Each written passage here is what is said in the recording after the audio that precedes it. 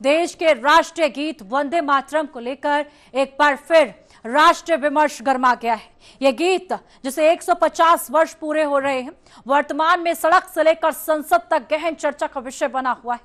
विवाद का मुख्य कारण मुस्लिम समुदाय का एक वर्ग द्वारा इस गीत को गाने से इनकार करना है। इस्लामिक विद्वानों और विचारकों का स्पष्ट मत है कि गीत के कुछ भाव उनकी धार्मिक सिद्धांतों के खिलाफ हैं, जिस कारण वे इसे किसी भी सूरत में नहीं गाएंगे।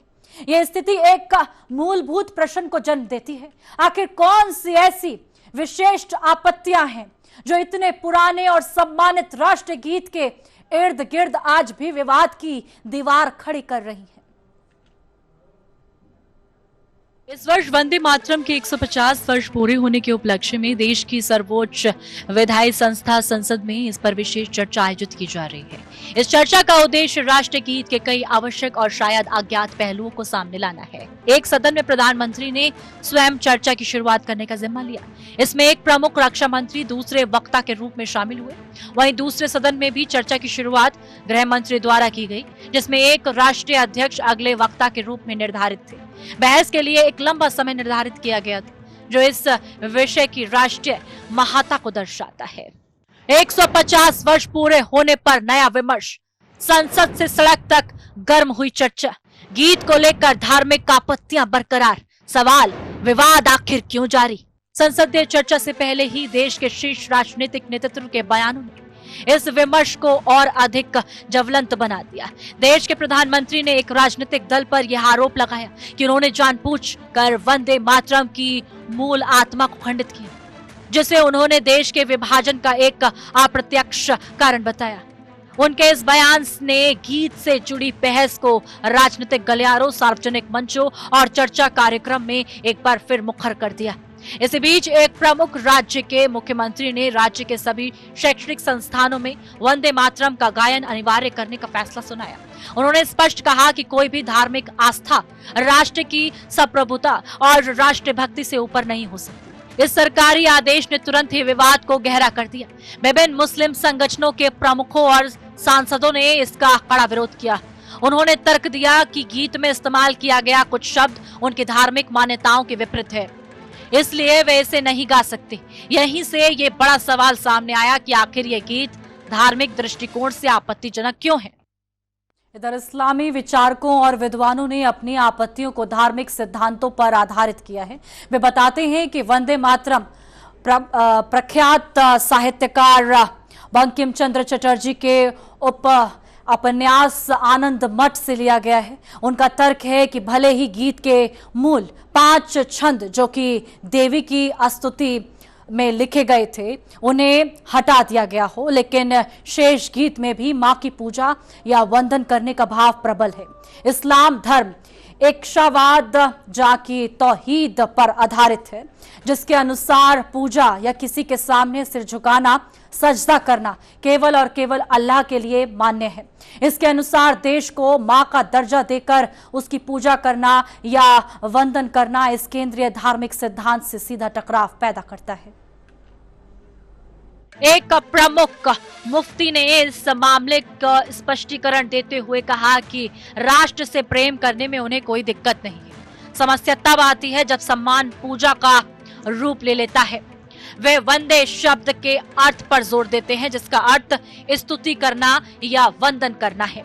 इस्लामिक नजरिए से ये शब्द इबादत का भाव पैदा करता है। चूंकि इबादत सिर्फ अल्लाह की जाती है, इसलिए वे इस शब्द के प्रयोग के कारण गीत गाने से परहेज करते हैं। ये तर्क देश प्रेम बनाम धार्मिक निष्ठा के बीच एक बारीक रेखा खींचता है।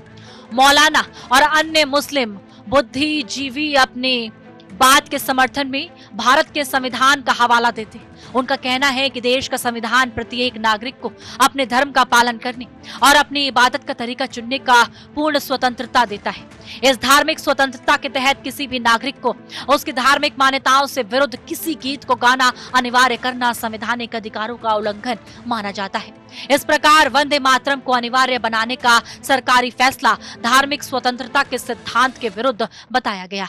दोनों सदनों में विशेष चर्चा आयोजित, शीर्ष नेताओं ने दिया तीखा बयान, राजनीतिक दलों में आरोप प्रति आरोप, राष्ट्रीय महत्व को लेकर बहस तेज। वंदे मातरम और मुस्लिम आस्था के बीच का ये विवाद काफी पुराना है। समय समय पर कुछ संगठन इस मुद्दे को उठाते रहे और ये प्रचारित करते रहे हैं कि इस गीत का उच्चारण करने से परहेज करने वाले लोग भारत से कम प्रेम करते हैं। वहीं मुस्लिम समुदाय लगातार यही कहता रहा है कि उनकी आपत्ति देश प्रेम से नहीं बल्कि गीत के शब्दों और भावों से है, जो उनकी धार्मिक आस्था से टकराते हैं। गीत की रचना 150 वर्ष पूरे होने के उपलक्ष्य में सरकार द्वारा राष्ट्रीय गीत सप्ताह मनाने और सरकारी शैक्षणिक संस्थानों में इसे गाने का आह्वान करने के बाद इसे जबरन थोपा जाने का विवाद फिर से गहरा गया। राष्ट्रगीत के भावार्थ को देखें तो ये स्पष्ट होता है कि गीत में देश की प्राकृतिक संपदा और सुंदरता का गुणगान किया गया है। गीत का अनुवाद इस प्रकार है, माँ मैं तुम्हें नमस्कार करता हूँ, तुम जल से परिपूर्ण, फलों से समृद्ध, मलय पवन से शीतल और हरी भरी फसलों से ढकी हुई हो। माँ मैं तुम्हें वंदन करता हूँ, तुम्हारी रातें चांदनी से उज्जवल और आनंद से भरी हैं, वृक्षों के पत्ते फूलों से सजे और सुंदर हैं। तुम हंसती मुस्कुराती, मधुर वाणी बोलने वाली, सुख देने वाली, वरदान देने वाली माँ हो। माँ मैं तुम्हें वंदन करता हूँ। एक और प्रमुख केंद्र बिंदु भारत को मां का दर्जा देना है। मुस्लिम समुदाय का मानना है कि राष्ट्रीय गीत में भारत को मां का दर्जा देकर एक प्रकार से एक देवी की स्तुति की गई है। उनका कहना है कि देश के मानचित्र में एक देवी की छवि लगाकर उसे भारत मां कहना उनकी आशंका को पुष्टि करता है और इसके माध्यम से उनसे किसी देवी की उपासना या स्तुति गान करने की अपेक्षा की जा रही है। यह वह बिंदु है जहां उनका धार्मिक सिद्धांत जो एकेश्वरवाद पर टिका है सीधे टकराव में आता है। इस्लाम एक अदृश्य, निराकार और अद्वितीय ईश्वर की उपासना का समर्थन करता है। ये धर्म अपनी अनुयायियों को अल्लाह के अलावा किसी भी अन्य सत्ता, वस्तु या व्यक्ति के सामने सिर झुकाने, सजदा करने या पूजा करने से सख्त तौर पर रोकता है। एक देश को मां मानकर उसे पूजने या उसके आगे वंदन करने का भाव इस एकेश्वरवादी सिद्धांत से मूलभूत टकराव पैदा करता है। इसलिए मुस्लिम समुदाय अपने धार्मिक विश्वासों को अक्षुण्ण रखने के लिए एक गीत को गाने से परहेज करता है। बढ़ती बहस के बीच सबसे महत्वपूर्ण प्रश्न यही है कि क्या देशभक्ति को किसी एक गीत को गायन से सिद्ध किया जा सकता है? क्या कोई व्यक्ति सिर्फ एक गीत ना गाने के कारण अपने देश से कम प्रेम करता है? क्या विवाद 150 साल बाद भी समाज को जोड़ने के बजाय विभाजित करने का कारण बन रहा है? इस गीत की वर्षगांठ के मौके पर यह एक बड़ा सवाल है कि क्या वंदे मातरम राष्ट्र को एकजुट करेगा? ये एक बार फिर धार्मिक और सांस्कृतिक विभाजन को गहराएगा। मुस्लिम संगठनों ने जताई कड़ी आपत्ति। वंदे शब्द पर उठे धार्मिक सवाल, सरकार पर जबरन थोपने का आरोप, समाधान खोजने की जरूरत महसूस। एक बहुधर्मी और बहुसांस्कृतिक राष्ट्र के रूप में भारत की पहचान विविधता में एकता से है। वंदे मातरम को लेकर चल रहे इस विमर्श को एक ऐसे समाधान की ओर बढ़ाना चाहिए जो देश की संवैधानिक भावना और नागरिकों के धार्मिक अधिकारों दोनों का सम्मान करे। किसी भी नागरिक पर उसकी धार्मिक मान्यताओं के विपरीत कोई चीज थोपना लोकतंत्र की मूल भावना के विपरीत है, जबकि राष्ट्रीय गीत का सम्मान करना हर नागरिक का कर्तव्य है। वर्तमान स्थिति एक संवेदनशील संतुलन की मांग करती है। राष्ट्रीय एकता को मजबूत करने के लिए यह आवश्यक है कि सभी नागरिक एक दूसरे की धार्मिक आस्थाओं का सम्मान करें और राष्ट्र के प्रति अपनी निष्ठा को केवल प्रतीकों के प्रदर्शन तक सीमित ना रखें।